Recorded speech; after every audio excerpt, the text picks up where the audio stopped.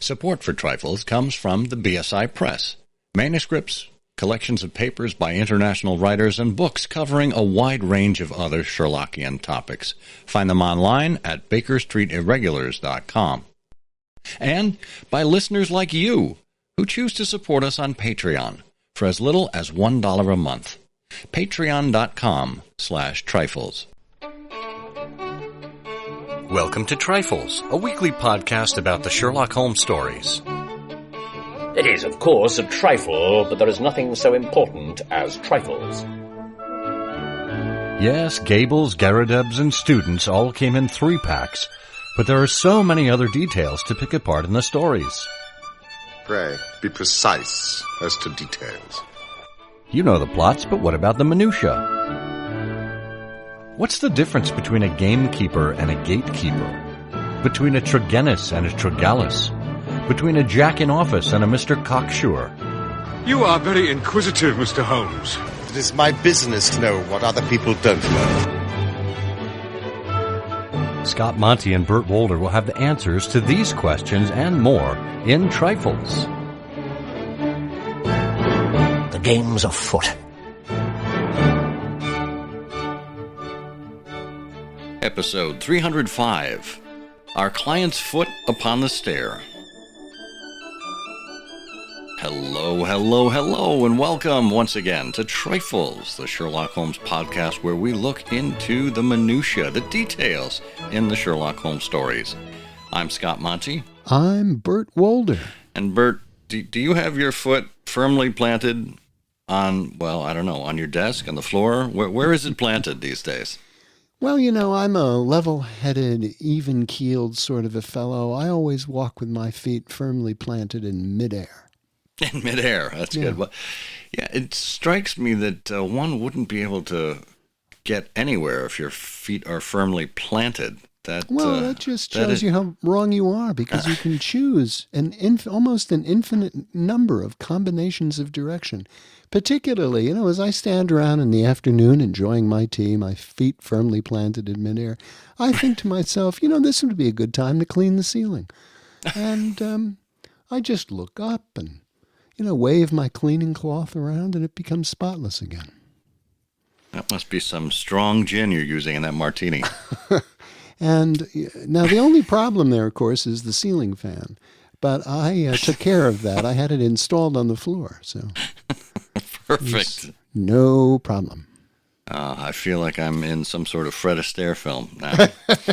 Oh, it's time for a royal wedding. Well, it is not time for a royal wedding. It is time for another episode of Trifles. And in this case, this is the penultimate in our series that we call Mr. Sherlock Holmes the Theorist. All season long here on Season 6. The first episode of every month has been a look at some old piece of scholarship, perhaps something that is not readily available to the general public, and we use that as a jumping-off point, a discussion point for our episode. And in this case, we're going to be looking at a piece by James Edward Holroyd called Our Client's Foot Upon the Stair. Stair. The show notes for this episode are available at ihose.co/trifles305, all lowercase. Type that in, ihose.co/trifles305. That'll take you directly to the website where the show notes are available, including a link to the book that we are talking about. There's also an ability to support us on Patreon. We do appreciate your support, and I just wanted to make a quick note to our Patreon supporters, and we'll be sending you a note privately as well. When you sign up for the higher tiers of support, that includes a mug to thank you for your support, a Trifles mug. That is a transaction that is handled completely by Patreon, and I think after the first 3 months of your support, they begin to send those out.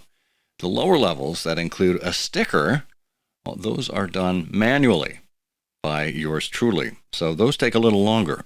So we just ask your patience if you are awaiting your sticker. We just got a whole bunch of supplies, stamps, envelopes, etc., labels, and we are in the midst of sending those out now. So thank you. And in the next season, we are going to be mixing up our gift offerings a little bit. So make sure you revisit our Patreon site in the new year to check out what those new thank you gifts look like.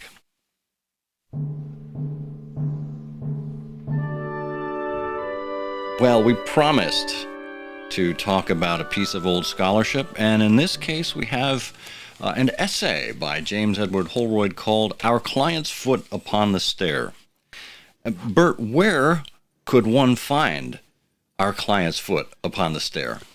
In a book published in 1967 entitled 17 Steps to 221B. Now, if I recall, that was one of the books that Otto Penzler republished as part of his Sherlock Holmes series in paperback. Yes. Maybe 30 years ago or so. Yes, it's a wonderful book. It includes entries. It's really a valuable thing to find, and it's not hard to find in the original edition, if that's something someone is worried about. But there's work there by Monsignor Ronald Knox, by S.C. Great names in Sherlockian thinking. S.C. Roberts, A.A. Milne, the author of Winnie the Pooh and other things.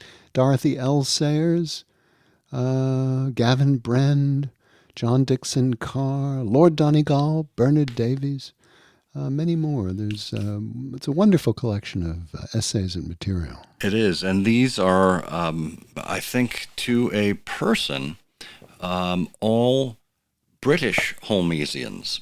So this is if you're only used to American Sherlockian scholarship, this is a great way to expose yourself to some of those early members of the Sherlock Holmes Society of London to understand what their thinking was as they read the Sherlock Holmes stories and the trifles upon which they picked up.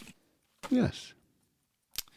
So, Our Client's Foot Upon the Stair, what do we find? How do we get into this particular essay? How does Holroyd set it up? Well, the reason why we chose this is that this is an essay that captures the feeling of imagination and almost awe that readers once had when they encountered the cases of Sherlock Holmes accompanied by the drawings and illustrations of Sidney Paget. So realistic and timely were Paget's drawings that they seemed to provide a window into Baker Street. And they seemed, in looking at some of the details in those pictures, you seemed to learn new things about the layout of the sitting room. And so, Holroyd begins Our Client's Foot Upon the Stair, simply by getting you located in the place. He says, not the least familiar and fascinating aspect of the Baker Street saga is the whole procession of visitors, ladies and gentlemen in various urgencies of distress. Sooner or later, they all made the journey up the 17 steps, frequently at inconvenient times before dawn, in time to interrupt breakfast, or when Holmes and Watson are settling down for a quiet evening before the fire. And, then he takes us off to the people living in Baker Street, Holmes and Watson. Watson, one fancies, is the more restless partner. He had fewer hobbies, but he was really the man of action. And that scarcely suggests the pattern of domesticity. Holmes would be absorbed in one of his many scholarly interests, and he would be doubtlessly staring moodily into the fire, And Watson would be stealthily turning a page of some yellowback he's reading under the cover of some medical treatise. Poor Watson. Their Holmes is engrossed in the work he loves doing, and Watson's just whiling away the hours. And this is where I really picked up on something that Holroyd mentioned. He said, I believe that Watson welcomed visitors, not only because they promised some new excitement and the chance of adding a new chapter to his reminiscences, Did he ever offer Holmes a share of the royalties? But because they enabled him to step into the picture and to dilute the oppressive atmosphere of Holmes' solace. To most of us, the ringing of the bell at all hours would have been a great nuisance, just as much a nuisance as the telephone, but not, I think, to Watson. And I think that's an apt observation, because otherwise, certainly when he is not employed in his own medical practice, what does Watson really have to do other than to go play pool with Thurston? Right. Right, and Holroyd observes that, Watson sometimes found that visitors appreciated his old campaigning stories. And, you can recall how impressed Mary Morstan was. So Watson must have felt, it was a challenge to get a word or two in Baker Street. And Holmes, says Holroyd, one feels he must have indeed have played the game for the game's own sake, to have greeted his callers with such uniform urbanity at such unexpected hours. Think of the old world manner with which he sets each at ease, a glass of whiskey for the inspector, a seat by the fire for another visitor. One does not readily forget his lapse when sweet Mary Morstan choked back a sob as she spoke of her father's disappearance. The date? asked Holmes, opening his notebook. Not very sympathetic. Yeah. Well, and this is, I think this is where it becomes really interesting, because not only do we get this succession of individuals that come in, but early on, we get a sense as to what the surroundings where Holmes and Watson spent much of their time were like. We certainly got a very brief description of 221B when Holmes and Watson were looking for rooms together in that very first story, in A Study in Scarlet.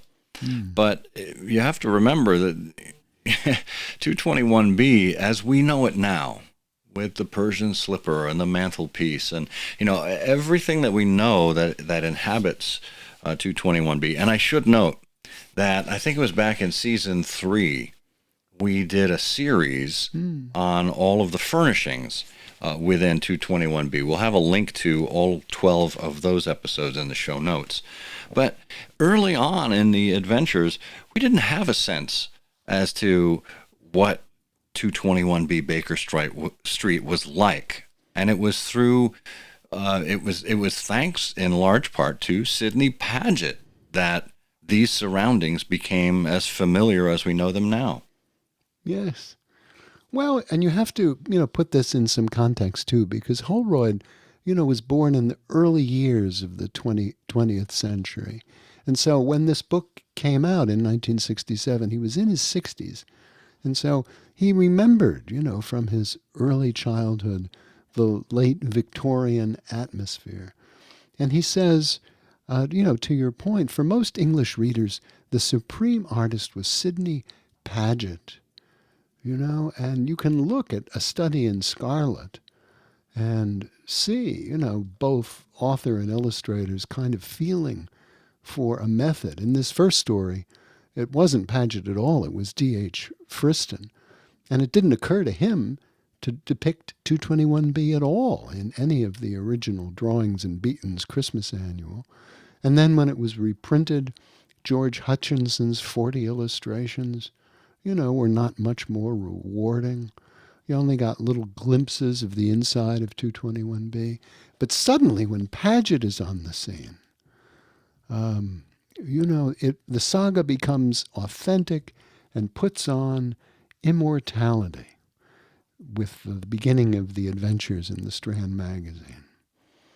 And, in the early Strand, the echoes of the client's foot upon the stairs come back again and again in the pages of the magazine. And Paget, a London artist who'd already exhibited in the Royal Academy, set the scene. And yet how casually the fates move. Holroyd reminds us of the story that it was perhaps Paget's brother Walter who was wanted as the illustrator. But, the good news there is that the face that solved 1,000 crimes is how he refers to Paget's incorporation of Holmes. And he refers back to that scene in Scandal in Bohemia when we first see Holmes standing with his back to the fire, looking down at Watson at the beginning of the tale. Yeah, and that's really what sets the scene. And he says it's Sidney Paget's first drawing for the saga, and it carries for us the same ineluctable sense of rightness and authority as for those privileged seniors who were able to turn the exciting blue-green covers of the magazine over 70 years ago. So, I think that's a great place to pause as we consider more of the influence of Sidney Paget and our client's Foot Upon the Stair. So let's take this quick break so you can hear from our sponsor. Yes, we're in the middle of one of those Mr. Sherlock Holmes the Theorist episodes of Trifles, where we're looking at a classic piece of Sherlockian scholarship. Well, where can you find classic Sherlockian scholarship? Well, there are a couple of places, and we can think of one of them right off the bat that's available right now. It's The Grand Game, Volume 2, which contains Sherlockian scholarship from a variety of sources, mostly the Baker Street Journal, from 1960 to 2010. Volume 2 is all that's left because Volume 1 was so popular, it sold out. We'll have more news on bringing Volume 1 back from the dead in future episodes, but for now, get on over to BakerStreetIrregulars.com and pick up your copy of Volume 2 of The Grand Game, covering the last half-century of Sherlockian scholarship. You won't find better work in a single volume anywhere else. Go to BakerStreetIrregulars.com and get The Grand Game Volume 2 today. I mentioned earlier that the Inside 221B series that we did, it is actually Season 2, not Season 3. It goes farther back than I thought. And I should also note that we did an episode of I Hear of Sherlock Everywhere, episode 156, where we interviewed the recently deceased Nicholas Utekin.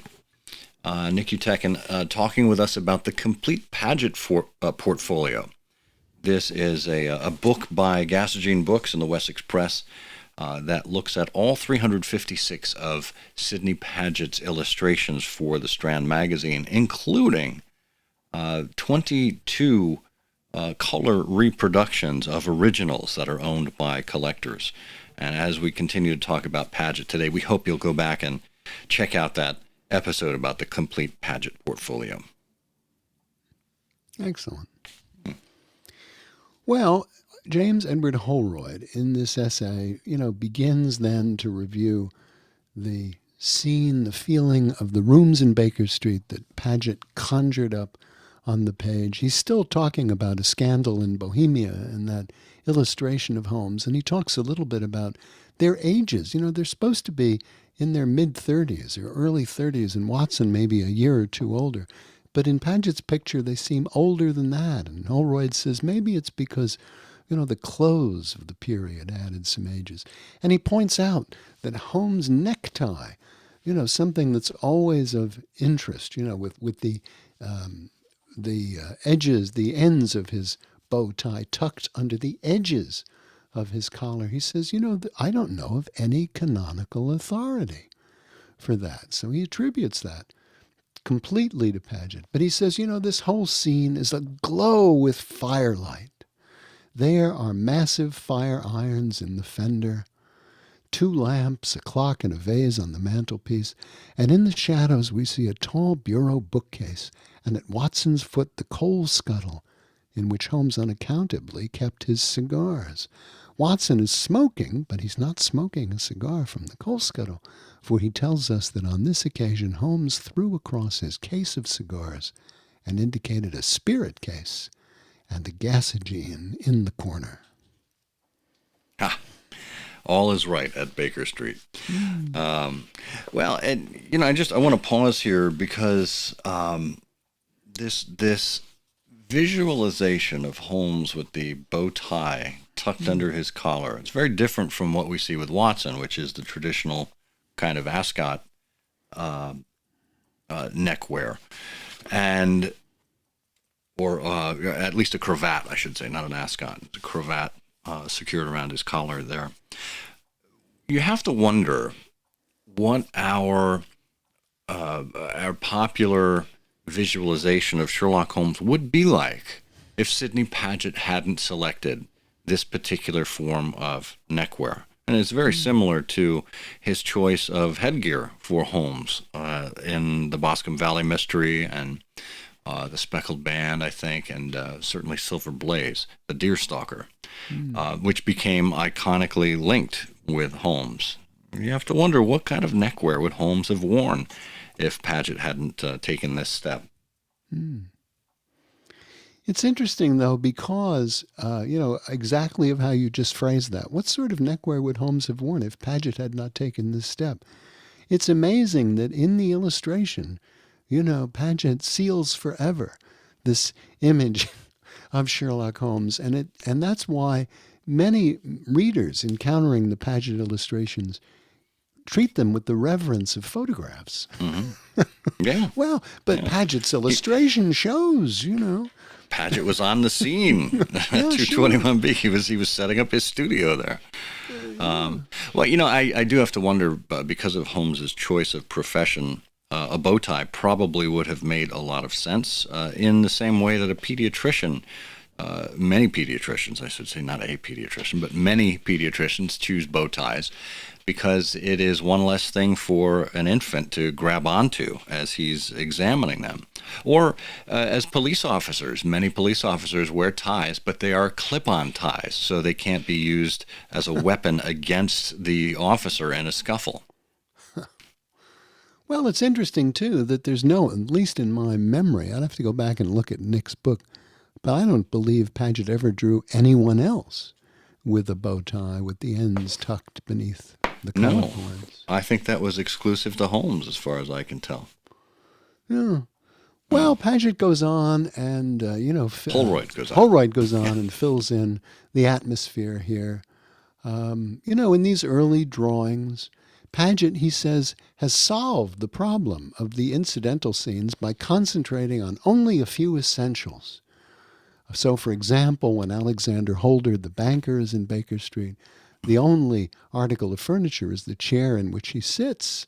And similarly, when Holmes is by the fireside in the Copper Beeches, there are two familiar armchairs, and they have to serve as the sole properties, except for the additional master touch of the tongs which held the glowing coal for Holmes's pipe.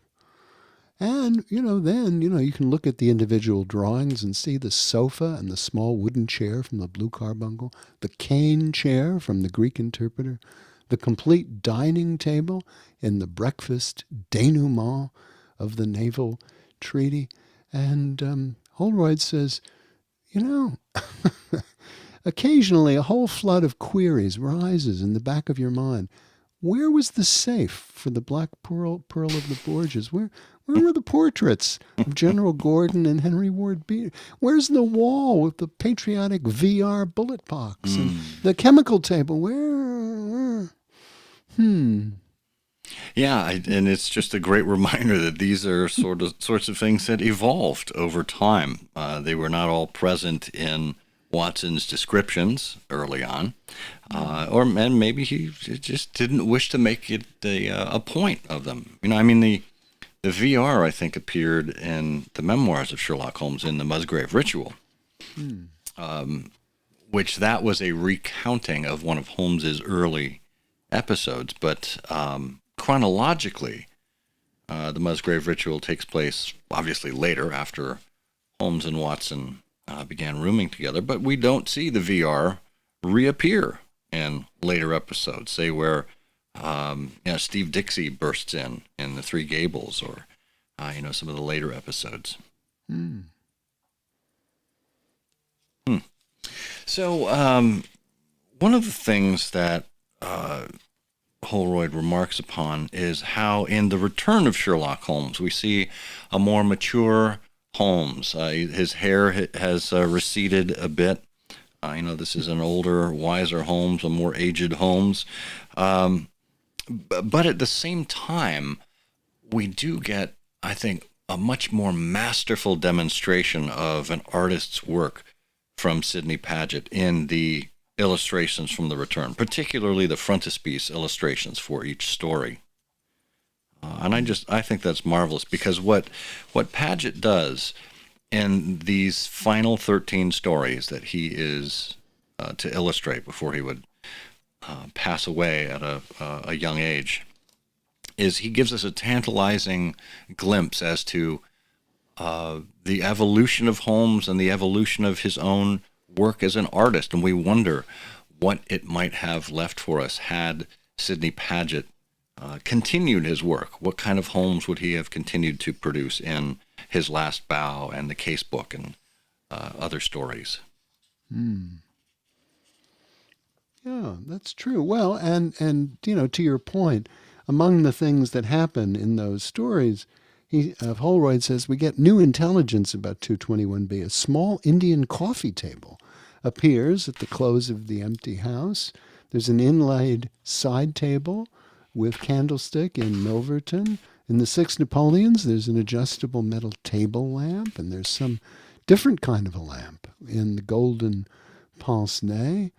And then, we see many other things. We see Holmes seated at the table with a newspaper in one story. There are lots of touches here of exact observation. And then Holroyd gets into something that many people have commented on, which is the doors in Baker Street are not consistently hinged. In this illustration, the door is hinged right and opens inward.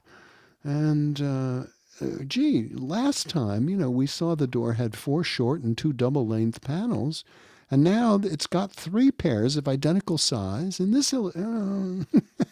and then by the time we get to the Abbey Grange, it's changed again, and there's a left side hinge, and Well, I think it's easily solved. It was a swinging door. Yeah, that's in reality, because the people came and went so frequently. It was like the doors to a kitchen in a restaurant. Yeah, and also there were probably, frequent break-ins that required replacing the door. Yes, exactly. Exactly. So that's a wonderful summary there of our client's Foot Upon the Stair. And Holroyd does mention, Paget's death in 1908.